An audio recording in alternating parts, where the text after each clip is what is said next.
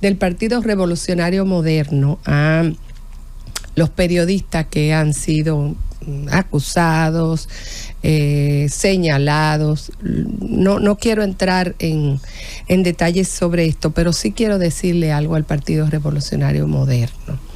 El hecho de ellos asumir la defensa de ellos y darle un cariz partidario opositor, creo que es un gran error. Es un gran error porque está sobredimensionando la oposición. No todo el que está haciendo un reclamo de transparencia a los fondos recibidos por participación ciudadana a través del USAID en el contexto del escándalo mundial que se ha gestado, señores, en el país que proveía los fondos y que tenía al USAID como una agencia oficial para propiciar el desarrollo y demás temas que ya hemos hablado.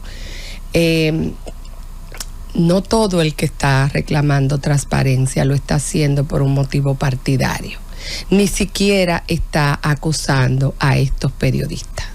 Eso lo quiero dejar muy claro.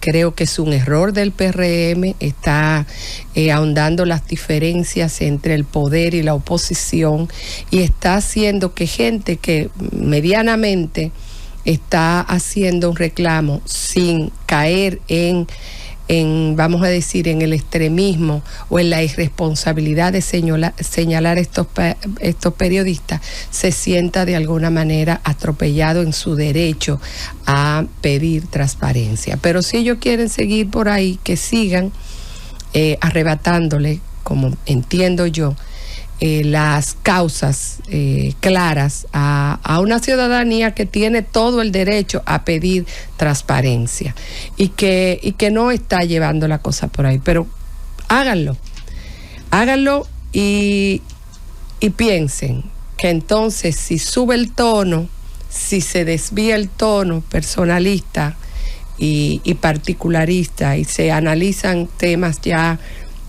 particulares de cada uno del comportamiento y del cambio de accionar de estos periodistas, al final le va a estar haciendo más daño.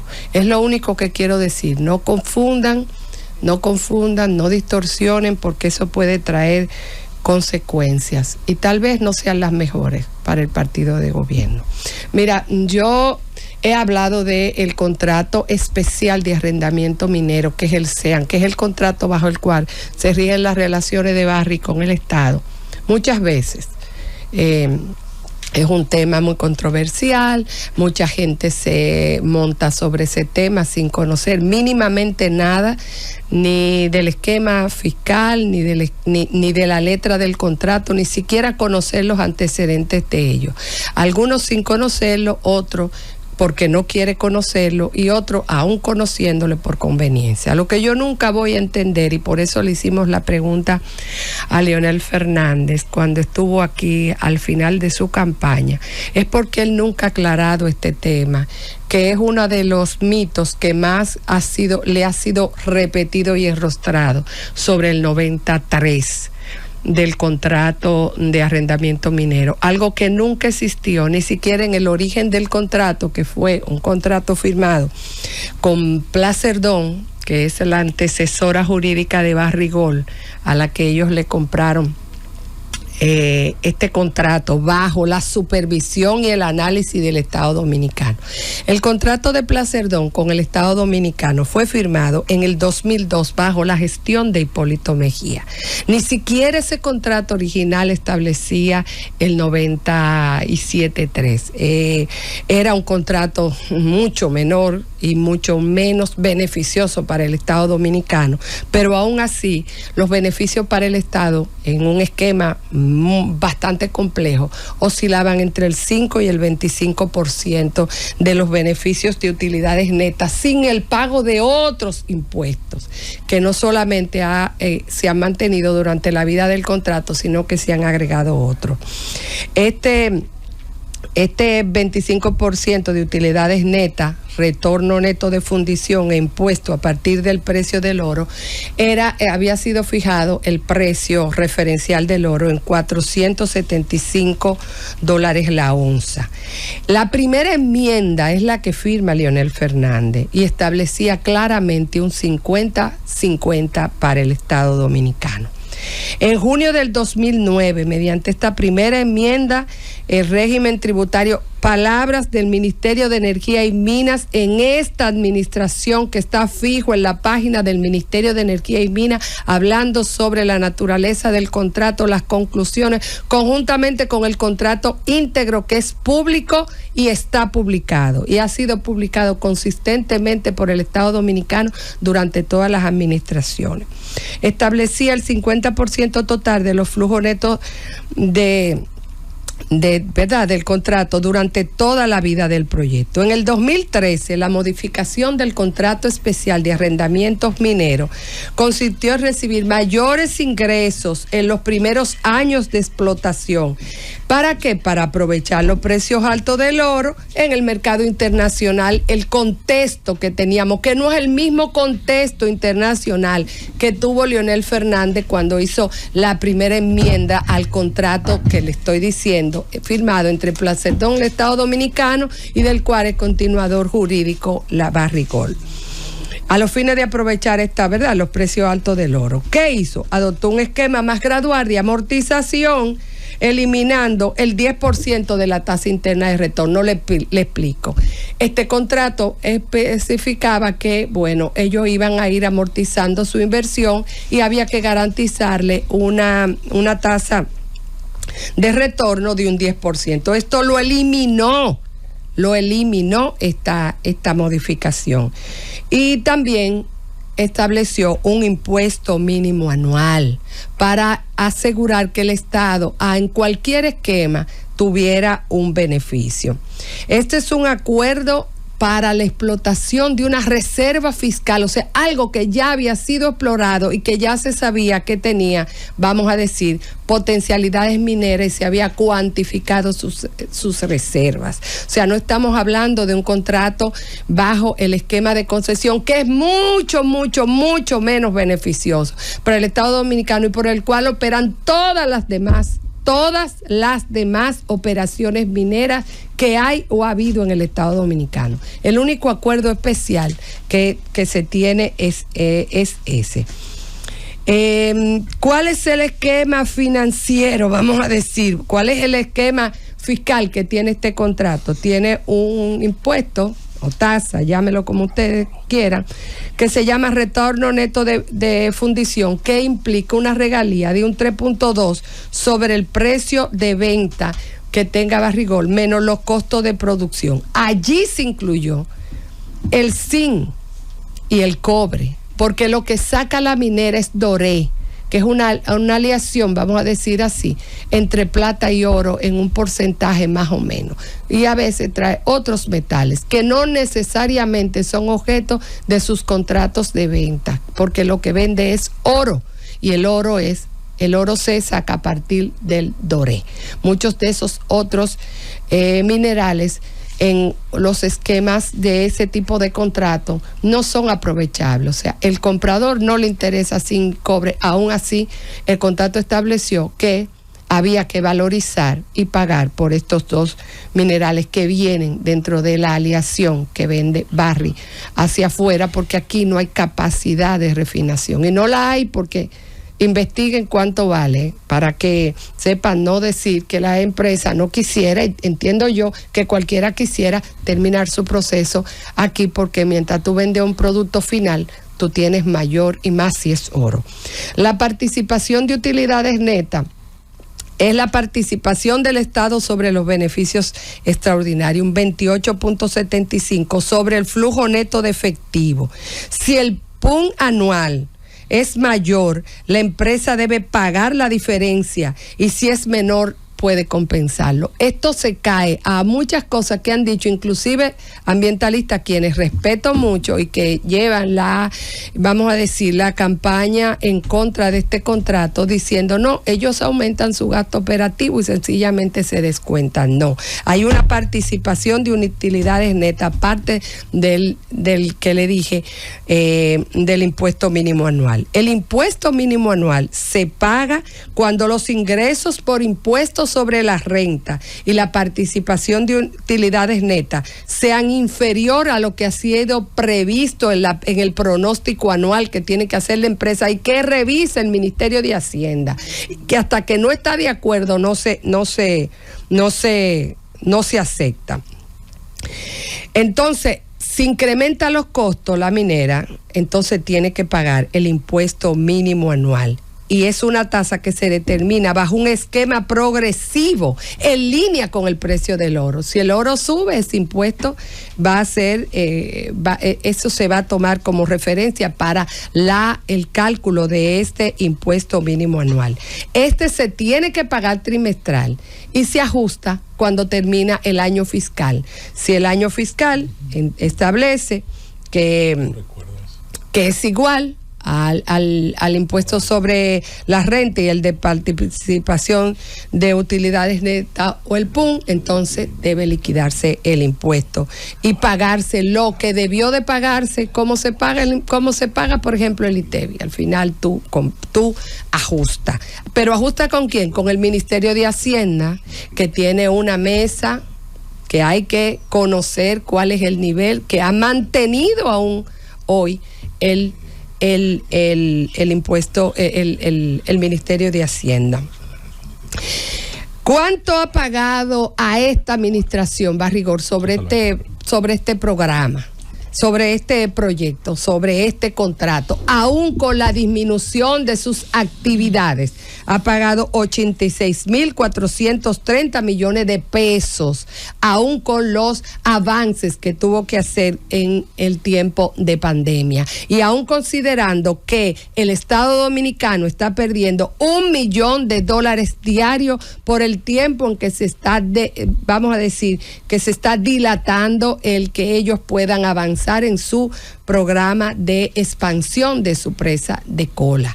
Y esto es importante que lo digamos, y sí digo, ¿por qué Leonel no se ha defendido? Porque ahora, cuando ha hecho una propuesta que ya no va a poder ser objeto de mi comentario hoy, porque parece que estamos un poquito apurados, ha dicho transparencia para la explotación de tierras raras. ¿Está mal eso? No queremos transparencia, no queremos una gestión informada. No es, vamos a decir, un derecho que la ciudadanía sepa bajo qué contratos se están haciendo labores de prospección o de exploración a través del cuerpo de ingenieros del Ejército de los Estados Unidos, cuando no conocemos un acuerdo de Estado a Estado bajo el cual se pudiera haberle concedido esas acciones, y más si es bajo contrato y no es bajo donación. Susana, pero él tuvo la oportunidad de explicar cuando tú le hiciste la pregunta. Sí, pero yo entiendo que no lo ha hecho de manera clara, ni ha enfrentado ese tema. Y eso no solamente ha afectado a Leonel Fernández, ha afectado el contrato, ha afectado el conocimiento de la gente y ha afectado toda la actividad minera total. Aquí se ha dicho que los gastos de remediación salen de la costilla de la ciudadanía, y eso no es cierto. Al contrario, bajo la enmienda del contrato en el 2010, y lo digo porque estábamos allí, se llegó a un acuerdo, por no decir que se presionó a Barrigol para que asumiera el pasivo histórico que había quedado allí en las fundiciones de la explotación cuando esa explotación Rosario Dominicano estaba en manos del Estado Dominicano. Lo que quieren y piden mucha gente que averigüen cuál fue el desempeño del Estado Dominicano bajo la Rosario en esa mina. Entonces, cuando usted no conoce cuánto ha pagado la minera, si usted no conoce cuál es el esquema fiscal, usted no puede pararse en un micrófono a despotricar contra quienes estamos dando explicación. Lo digo porque una persona que respeto mucho ha hecho alusión a mi persona. Yo no voy a hablar de mi seriedad porque no necesito hacerla. No voy a hablar de mi eficiencia porque yo sí he trabajado para el Estado Dominicano en cualquier situación y bajo cualquier presión de hacerlo mal hecho. Ahora, yo sí voy a hablar y voy a defender mi posición como comunicadora. No hablo de lo que no sé y de lo que no investigo. Y tengo mucho cuidado para hacer juicios de valor. Inclusive en mis comentarios yo trato de no usar ningún adjetivo calificativo, porque para mí eso implica que yo no tengo argumentos. Yo conozco este contrato, conozco cuáles han sido las modificaciones, conozco cuál es vamos a decir, qué ha recibido el Estado Dominicano y qué puede recibir más y dónde se han creado los problemas. El primer problema, el Estado Dominicano recibe dinero, no dedica el porcentaje suficiente a la comunidad donde está la explotación, por lo tanto la comunidad no ve el beneficio y ni siquiera sale a explicar lo que recibe. Entonces todo el mundo viene y se monta. Yo sí voy a exigir transparencia y todo lo que ha exigido Leonel Fernández con diferencias. Por ejemplo, no entiendo que el Servicio Geológico, la Cámara Minera Petrolera, que conozco muy bien porque fui su vicepresidenta ejecutiva y porque vi su formación y sé lo que hace, tenga que tener un asiento en la empresa minera dominicana porque va a ser una empresa. Ahora sí tenemos que, vamos a decir, crear participación en la regulación que debe ejercer el Ministerio de Energía y Minas para incorporar a la academia, a la ciencia, a la innovación, a la Cámara Minera, y pudiera estar al Servicio Geológico Nacional, al Instituto Cartográfico Dominicano, a las universidades y todo lo demás, para que la regulación que debe hacer el Estado no solamente se fortalezca, sino que haya responsabilidad para poder la fiscalización que se hace, defenderla y presentarla como válida. Hoy hay gente que repite que hay daños ambientales, medioambientales enormes de la explotación de Barrick-Gold. Cuando usted tiene un Ministerio de Medio Ambiente que sobrefiscaliza y hay unos estándares internacionales que la empresa tiene que asumir porque le cuesta dinero en su bolsillo. Porque una afectación al ambiente, al agua, a la tierra, a la persona, billete, le cuesta bastante, y en sus estándares medioambientales, porque son empresas que cotizan en bolsa y que están obligadas a transparentar no solamente el cumplimiento de todos los estándares nacionales, sino estándares internacionales y de responsabilidad social corporativa. ¿Y el gasto a sus accionistas? Y el gasto, no, todo, porque ninguno de esos accionistas quiere que le afecte la operación, sus rendimientos futuros. Entonces, cuando usted se vaya a querer ensuciar la boca mencionándome, usted hace el maldito trabajo, porque yo lo hago. Y yo no le tengo miedo a nadie, porque a mí nadie puede cuestionarme mi seriedad. Yo estoy probá, requete probá. Yo no he vivido de hablar aquí esto. Ahora, por primera vez, mi actividad principal es esta. Yo he vivido de mi trabajo, yo he vivido de mi profesión, yo he vivido de mi formación técnica y yo he dejado una estela de respeto. Y si usted quiere preguntarle cómo yo me manejo, ahí está el presidente de la República y está público la situación que hubo con la concesión que tenía Cemento Santo Domingo. Que si hoy Cemento Santo Domingo tiene su concesión, fue precisamente por mi carácter de neutralidad, de buscar la excepcionalidad que le permitía a ellos el respeto a sus derechos adquiridos. Yo conozco este contrato, entiendo que es un contrato vivo, que pudiera verse sobre todo en la coyuntura del aumento privilegiado del oro, pudieran hacer, pero no es cierto. No es cierto que es un contrato de vasallaje, no es cierto que es un contrato leonino, y no es cierto que nunca hubo 97.3. Y en el momento que lo dijo Danilo Medina, estando yo dentro del Partido de la Liberación Dominicana, estando militante y totalmente de parte y totalmente entusiasmada con mi partido, le hice la salvedad a quien tenía que hacerlo. No es cierto. Ciertamente esa modificación nos privilegió, pero nunca ese contrato, ni en el peor momento, cuando fue negociado por Hipólito Mejía, tuvo 97.3. Una mentira. El Estado Dominicano debiera decir qué ha hecho con los 80. El Estado Dominicano no. Esta administración, porque del 2020 hasta el 2024, ¿qué ha hecho? Con 86.430 millones de pesos. Que salga a defender que está perdiendo $1 millón diarios. Y la situación que se está dando allí, las comunidades de Cotuí se están dando porque el Estado Dominicano no accedió a hacer esa nueva presa de Cola en el lugar más idóneo conforme a los estudios de ingeniería, factibilidad, prefactibilidad, los estudios económicos, por asuntos políticos. Y ahora, en vez de jugar su papel y explicarle a la comunidad y hacer lo que tenga que hacer, ahora el lío es de la empresa. Llévatelo, Francis.